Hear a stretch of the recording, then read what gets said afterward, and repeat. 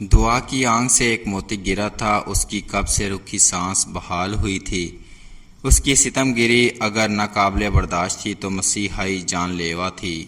دعا کے لبوں پر ایک زخمی سی مسکان نے اپنی چپ دکھائی تھی۔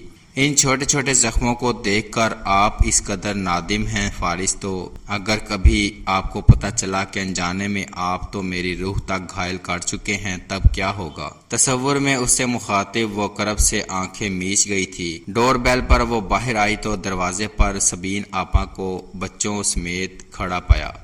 السلام علیکم سلام کرتی وہ راستہ چھوڑتی ان کو راستہ دینے لگی۔ وعلیکم السلام، ہاں بھائی آ گئی واپس؟ طنزیہ سا لہجہ لیے وہ اسے جانچتی نظروں سے دیکھ رہی تھی۔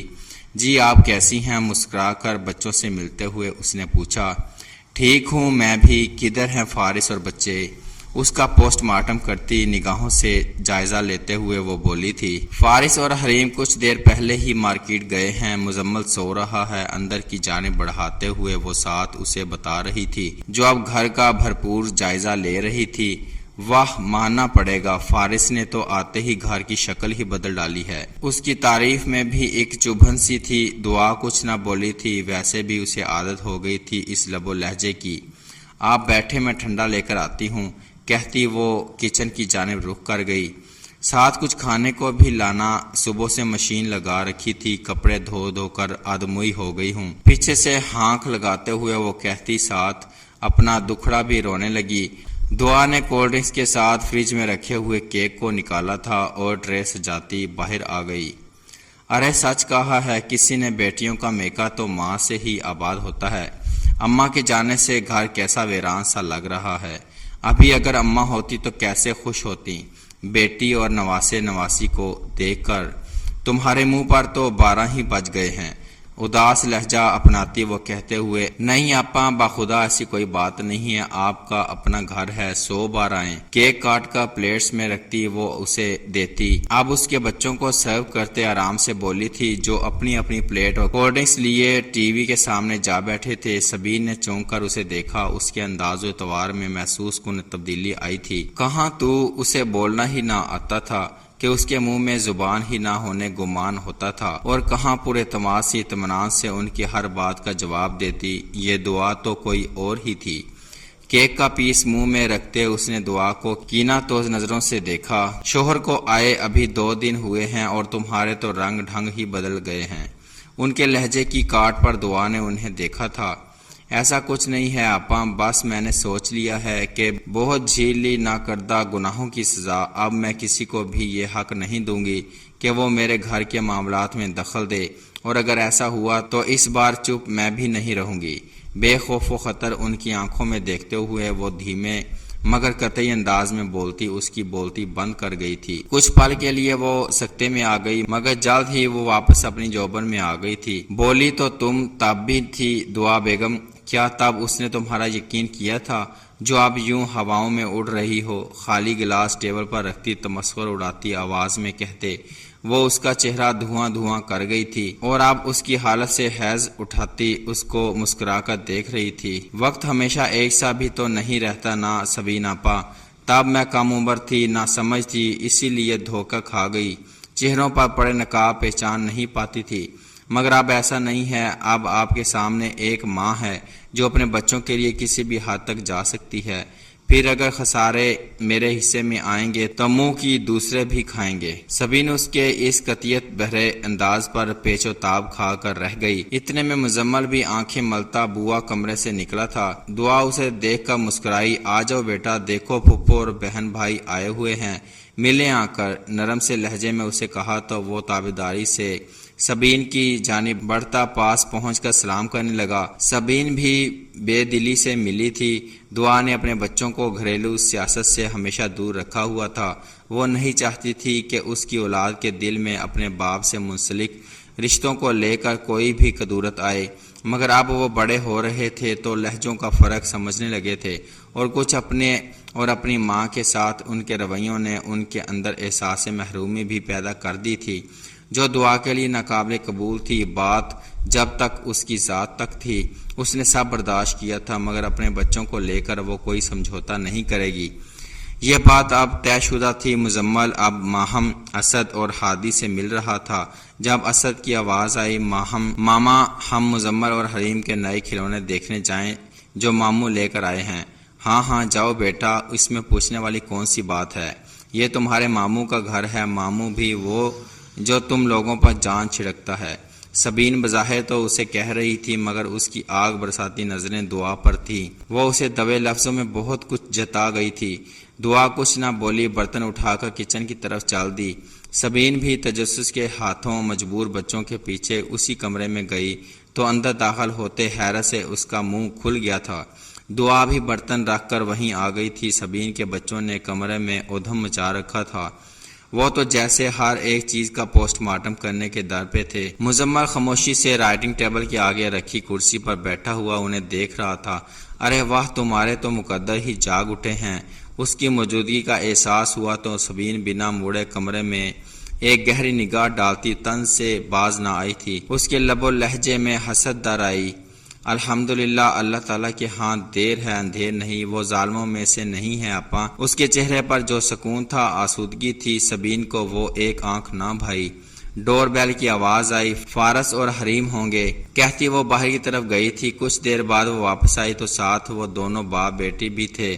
فارس کے ہاتھوں میں کچھ شاپرز تھے۔ سبین بھی باہر آ گئی تو اسے دیکھ کر وہ سب کچھ دعا کو تھماتا اس کی جانب بڑھا تھا۔ وہ اس سے 3 سال چھوٹا تھا، مگر ہمیشہ بڑے بھائی کی طرح ساتھ لگا کر اس کا سر چومتا تھا۔ میں آج آپ کی طرف آنے کا ہی سوچ رہا تھا۔ سلام دعا کے بعد بیٹھتے ہوئے وہ بولا۔ سبین بہت محبت سے حریم سے ملتے اسے گود میں بٹھا چکی تھی۔ دعا بس اسے دیکھ کر رہ گئی۔ یہ کھیل بھی اس کے لیے نیا نہیں تھا۔ وہ سر جھٹکتی کچن میں آ گئی۔ رہنے دو، اب دیکھ لیا ہے کہ بہن آ گئی ہے تو بات بنا رہے ہو، بڑے چاہ بھرے انداز میں شکوہ کیا گیا تھا۔ فارس ہنس دیا۔ بچے کدھر ہیں؟ متلاشی نظریں ادھر ادھر دوڑاتا وہ پوچھنے لگا۔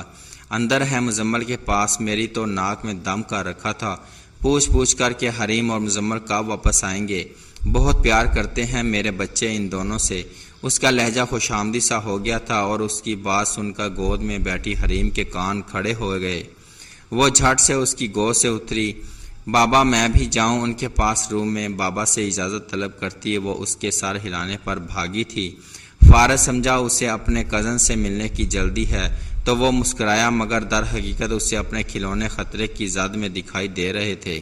فارس تم نے بہت اچھا کیا جو اسے لے آئے، بہت بڑا دل ہے تمہارا، ورنہ اس جیسی عورتوں کو تو مرد ہمدردانہ انداز اپناتے۔ اسے دیکھ کر وہ بولی تو اس کے چہرے پر سختی چھا گئی تھی۔ آپا پلیز، آج تو آپ نے کہہ دیا ہے، آئندہ مت کہیے گا۔ میں نے تب بھی کہا تھا کہ میں یہ بات آج کے بعد کسی کے منہ سے نہ سنوں، آج بھی کہہ رہا ہوں، آئندہ اس ٹاپک پر مجھے کچھ نہ تو سننا ہے اور نہ ہی کہنا ہے۔ میرے بچے بڑے ہو رہے ہیں، میں نہیں چاہتا کہ ان کے ذہنوں پر کوئی بھی منفی اثر پڑے۔ رسانیت سے مگر حتمی لہجہ اپناتے وہ انہیں ٹوک گیا تھا۔ سبین بات کی سنگینی کو سمجھتی پینترا بدلتی پھیکا سا ہنسی۔ دعا نے ٹھیک کہا تھا، وقت واقعی ہی بدل گیا۔ اب وہ صرف اس کی بیوی ہی نہیں بلکہ اس کے بچوں کی ماں بھی تھی۔ اس کی پوزیشن اب پہلے سے مستحکم ہو گئی تھی۔ میری تو یہی دعا ہے کہ تم خوش رہو۔ اپنا غصہ دبا کر وہ آواز میں مٹھاس بھرے فکر مندانہ سی بولی۔ وہ سر ہلا گیا۔ میں بچوں سے مل لوں کہتا ہوا وہ اٹھنے لگا تو اسے ہاتھ کے اشارے سے روکا۔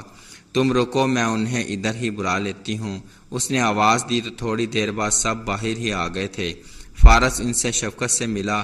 آپا آج رات رک جائیں ادھر ہی، وہ اصرار کرنے لگا تو سبین نے نفی میں گردن ہلائی۔ یاسر کا پیچھے مسئلہ ہو جائے گا۔ اچھا رات کا کھانا کھا کر جائیے گا، پھر میں خود چھوڑ آؤں گا آپ کو۔ اب کی بار اس نے بھی حامی بھری تھی۔ ویسے بھی بہت دنوں بعد دعا کے ہاتھوں کا لذیذ کھانا کھانے کا موقع وہ بھی نہیں چھوڑنا چاہتی تھی۔ دعا مامی میں بریانی کھاؤں گی۔ اسے کچن سے نکلتا دیکھ کر ماہم بولی تو اس نے سر ہلا دیا، اور پھر دعا نے اچھا خاصا اہتمام کر لیا تھا۔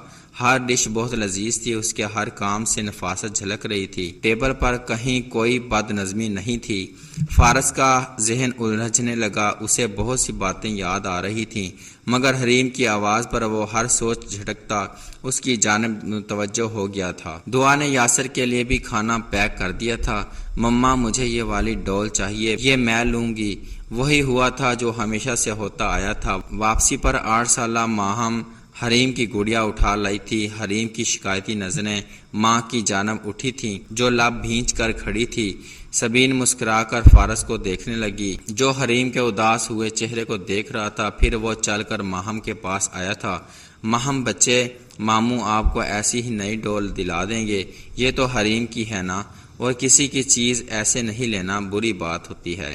آپ یہ حریم کو واپس کر دیں، میں آپ کو جلد ہی ایسی ہی ڈول لا کر دوں گا، تب تک آپ اس ڈول سے کھیل لیں جو ماموں آپ کے لیے لائے ہیں۔ اس کے آگے 1 گھنٹہ زمین پر ٹیک کے بیٹھا وہ اسے پچکار کے سمجھاتا دعا کے دل کو یکگونا سکون دلا گیا تھا۔ حریم کا چہرہ بھی کھل اٹھا تھا، ماہم کا منہ اتر گیا تھا۔ دعا کو اس کے لیے برا لگا تھا۔ بچے معصوم ہوتے ہیں، انہیں صحیح غلط کی پہچان کروانا ماں باپ کا فرض ہوتا ہے۔ اگر بچپن میں ہی وہ دوسروں کی چیزوں پر اجارہ دار بن کر بیٹھ جائیں گے تو بڑے ہو کر یہ عادت پختہ ہوتی ان کی فطرت کا حصہ بن جائے گی۔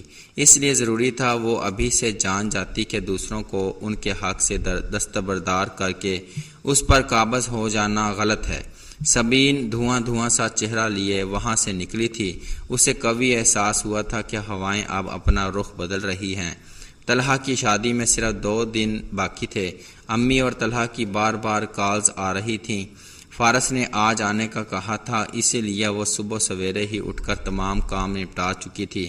پیکنگ کے بعد اس نے فارس اور بچوں کے بھی کپڑے نکالے تھے اور اس طرف سے مطمئن ہوتی کچن کی راہ لی۔ ناشتہ بنا کر فارغ ہوئی ہی تھی کہ فارس بھی وہیں چلا آیا۔ اسے کبھی بھی اسے جگانے کی نوبت نہیں آئی تھی، اپنے وقت پر وہ خود ہی اٹھ جاتا تھا۔ اسے ناشتہ سرو کر کے ابھی وہ باہر جانے کے لیے پر تول ہی رہی تھی کہ اس کی آواز نے اس کے قدم جکڑ لیے۔ بارو متوازن سی آواز، بھاری گمبھیر لہجہ، کدھر جا رہی ہو؟ ناشتہ کرو پہلے۔ اس کی آواز میں اس کے لیے نرمی مقصود تھی تو سختی بھی نہیں تھی۔ وہ بہت دنوں سے دیکھ رہا تھا وہ ناشتہ کرنے میں ڈنڈی مار جایا کرتی تھی جو اس کی زیر نگاہوں سے چھپ نہیں سکا تھا۔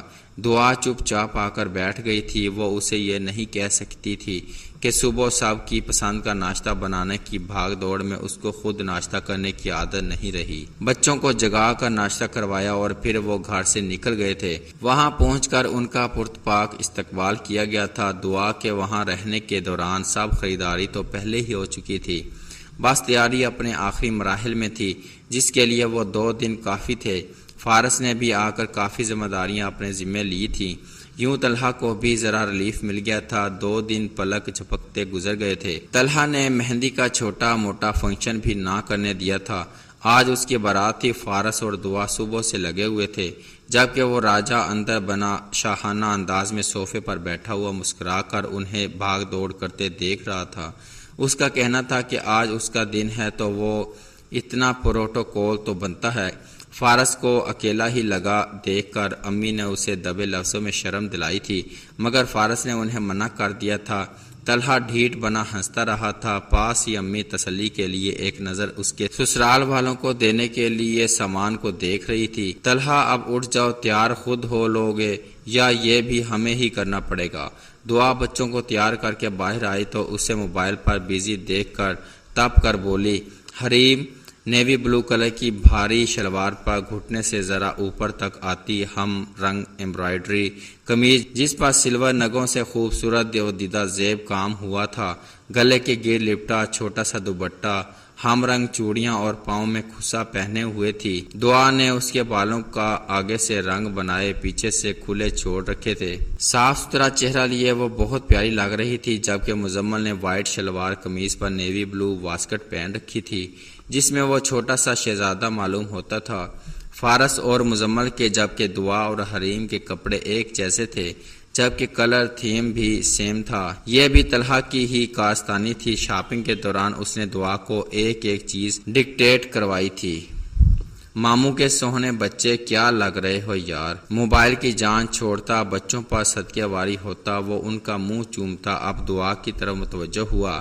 بچے نانی کے کمرے کی طرف بھاگے تھے۔ میرا کیا ہے، میں تو قدرتی طور پر ہی بہت ہینڈسم ہوں، 2 منٹ میں تیار ہو جاؤں گا، مگر پلیز دعا میں تمہارے آگے ہاتھ جوڑتا ہوں، تم ماسی بن کر ساتھ مت چلنا، پارلر تو تم جاؤ گی نہیں۔ اس لیے میں نے اسامہ کی بہن کو جو میک اپ آرٹسٹ ہے اسے بلایا ہے، وہ تمہیں تیار کر دے گی۔